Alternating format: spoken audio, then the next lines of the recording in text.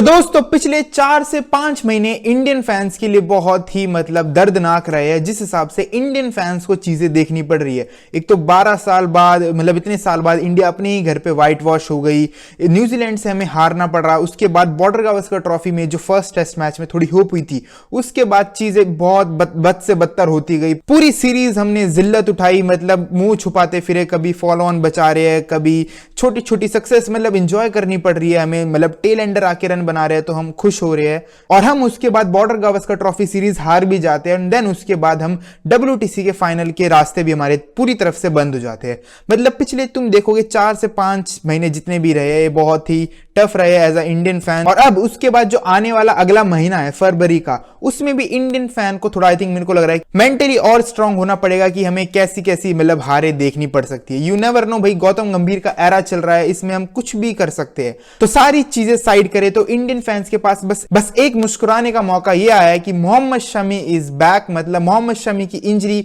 ठीक हो चुकी है, जो इंजरी हुई थी, और जो 2023 में मोहम्मद शमी को इंजरी हुई थी, मोहम्मद शमी उससे रिकवर कर गए। आई थिंक 2 साल हो गए इंजरी होते हुए मोहम्मद शमी को, और 2 साल के बाद मोहम्मद शमी कम बैक कर रहे हैं अपना इंटरनेशनल क्रिकेट में।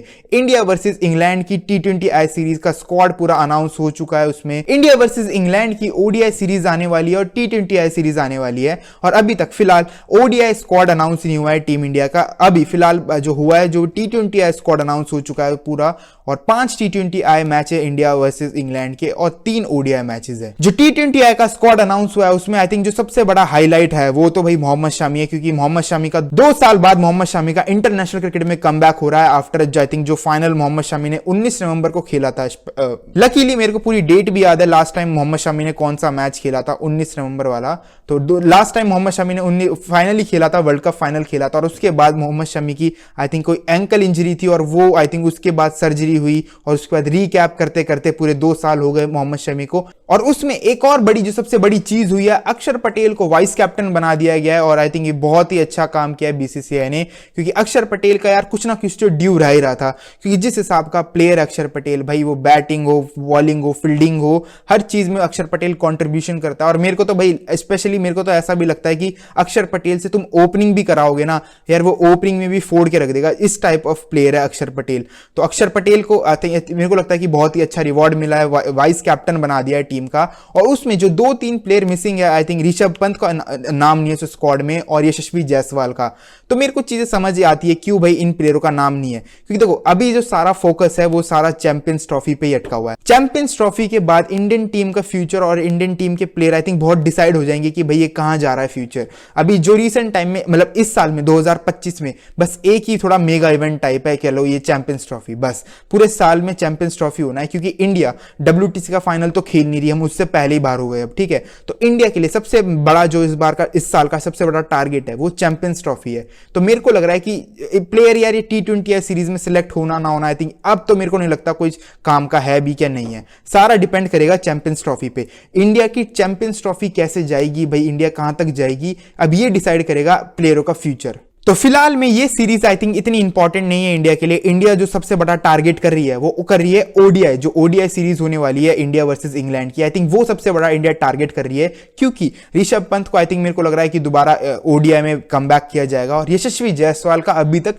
ODI में डेब्यू ही नहीं हुआ है। यशस्वी जायसवाल ने अभी तक भाई क्या तो टेस्ट क्रिकेट ही खेला है या तो T20I क्रिकेट खेला है, ODI क्रिकेट अभी तक जायसवाल ने खेला ही नहीं है। तो यशस्वी जायसवाल माइट भी इंडिया का कहते हैं कि इंडिया का वो कोई बैकअप ओपनर हो, क्योंकि शुभमन गिल की हाल फिलहाल फॉर्म तो भाई हम सबको पता है कि कैसी चल रही है। रिसेंट टाइम में कुछ ऐसा कुछ वाव अलग सा कुछ करके नहीं दिखाया शुभमन गिल ने। इवन शुभमन गिल को मौके बहुत मिले रिसेंट टाइम में, बट अभी तक कुछ ऐसा कुछ फैक्टर अभी अलग सा फैक्टर नजर नहीं आया शुभमन गिल में। और बात करें तो इंडिया के स्क्वाड की, जो इंडिया का स्क्वाड है बिल्कुल सेम है जो भी साउथ अफ्रीका के साथ इंडिया की T20I सीरीज हुई थी। सब वही प्लेयर है, Tilak Varma, Surya Kumar Yadav as a captain, Hardik Pandya, बस नीतीश कुमार रेड्डी, हर्षित राणा ये ऐड हुए क्योंकि इस टाइम में बॉर्डर गावस्कर ट्रॉफी के लिए लिए गए थे, तो बस पूरी टीम पूरी सेम है, मतलब इसमें कोई अलग प्लेयर दिखे ही नहीं। तो फिर वही घूम फिरा के वही बात आती है कि ये जो T20 स्क्वाड आया, आई थिंक ये सारा वही है जो अभी साउथ अफ्रीका के साथ खेल के आए थे। अर्शदीप सिंह है, रवि बिश्नोई है, अब वाइस कैप्टन बना दिया अक्षर पटेल को।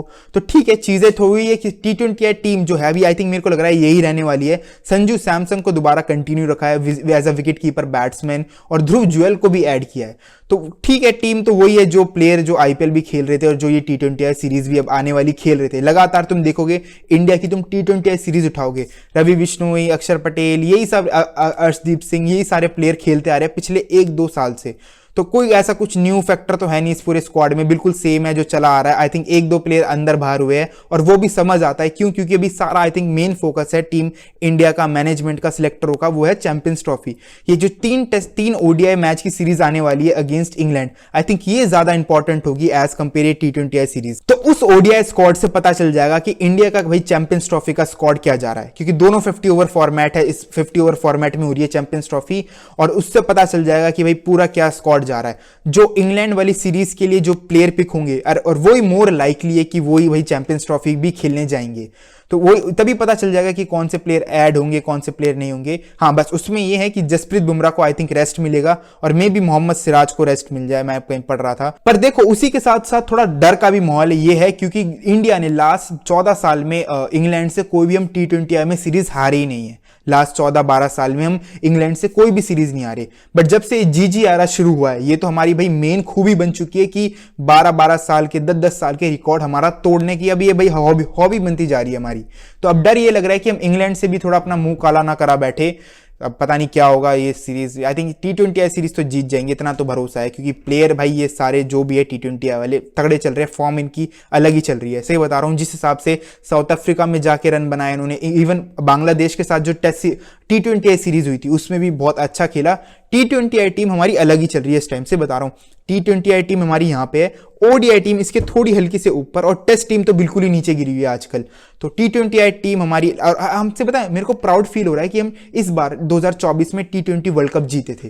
तो हम खेल भी ऐसी रहे जैसे कि हम T20 वर्ल्ड कप जीते थे, पूरी प्लेयर फॉर्म में आए हैं, जिस हिसाब से रन बना रहे हैं, लग रहे हैं कि हाँ भाई T20 वर्ल्ड कप हम सही जीते थे। क्योंकि साउथ अफ्रीका वाली सीरीज इंडिया की अच्छी गई थी, और बांग्लादेश वाली सीरीज अच्छी गई थी।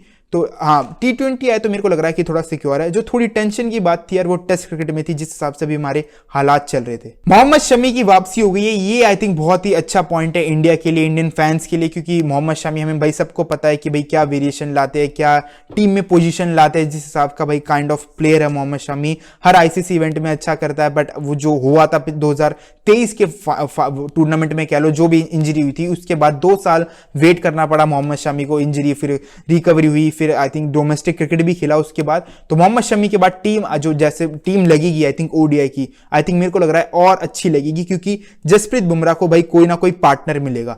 मोहम्मद सिराज नो डाउट भाई वो बंदा लगातार इंडिया के लिए खेल रहा है, उसने 600 से ज्यादा ओवर डाल दिए, वो अच्छा करता जा रहा है दिन पर दिन। बट कभी कभार ना मोहम्मद सिराज पे डिपेंड करता है मोहम्मद सिराज की फॉर्म, कभी कभार तो उसकी लय भाई बहुत ही अलग ही फॉर्म में लग रहा होता है, और कभी कभार तो बहुत ही डाउन फॉर्म में लग रहा होता है। ठीक है, तो फिर सारा लोड जसप्रीत बुमराह पे ही आ जाता है। तो ये देख के अच्छा लगा कि भाई मोहम्मद शमी वापस आ गया। तो 2 senior fast bowler, Jasprit Bumrah and Mohammed Shami, ये थोड़ा मेरे को लग रहा है कि थोड़ा और अच्छी तरह कंट्रोल ला पाएंगे इंडियन बॉलिंग में। और फिर देन आई थिंक फिर मोहम्मद सिराज हुआ, और मे भी अर्शदीप सिंह, ये दो फास्ट बॉलर और पिक होंगे मेरे हिसाब से। तो ये 4 फास्ट बॉलर ही जाएंगे वर्ल्ड चैंपियंस ट्रॉफी के लिए। अर्शदीप सिंह का भी नाम भाई जरूर होना चाहिए, जिस हिसाब से वो स्विंग करा रहा है आजकल, वो तो अलग भी लेवल पे है। और इंडिया के पास अलग से एक भाई लेफ्ट आर्म का ऑप्शन भी मिलेगा, लेफ्ट आर्म पेसर। इतने साल से इंडिया ढूंढ रही है, नहीं मिल रहा, कभी खलील को खिला लिया, कभी हर प्लेयर ट्राई करा के देख लिया, बट नहीं मिल रहा।